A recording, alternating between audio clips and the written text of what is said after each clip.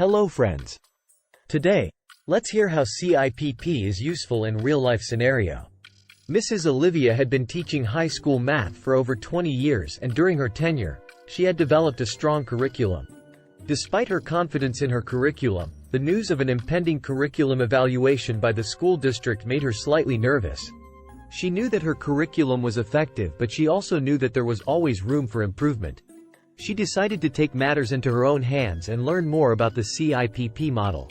Mrs. Olivia started by analyzing the context component of the CIPP model. She realized that her students came from diverse backgrounds and wanted to ensure that her curriculum was relevant and accessible to all of them.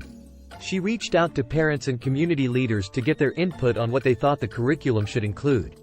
This helped her gain a better understanding of the needs and expectations of the community and helped her tailor her curriculum to meet their needs. Next, she turned her attention to the input component.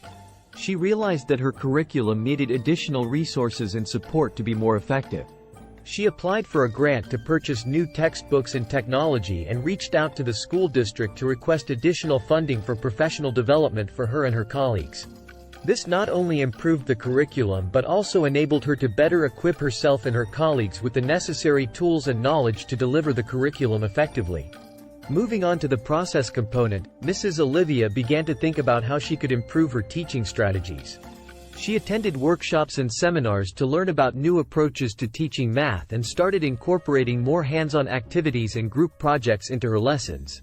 She also started providing more feedback and support to her students, which she knew would help them improve their skills.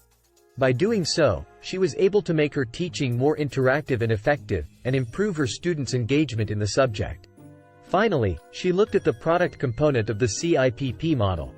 She knew that student achievement was the most important outcome of her curriculum, so she began tracking her students' progress more closely. She used formative assessments to gauge their understanding of the material and provided additional support to those who were struggling. She also looked at the impact of her curriculum on the community and reached out to local businesses to see if they had any input on what skills they were looking for in potential employees. By doing so, she was able to ensure that her curriculum was not only preparing her students for academic success but also for real-life applications. At the end of the evaluation process, Mrs. Olivia felt confident that her curriculum was effective and that she had addressed any weaknesses that had been identified.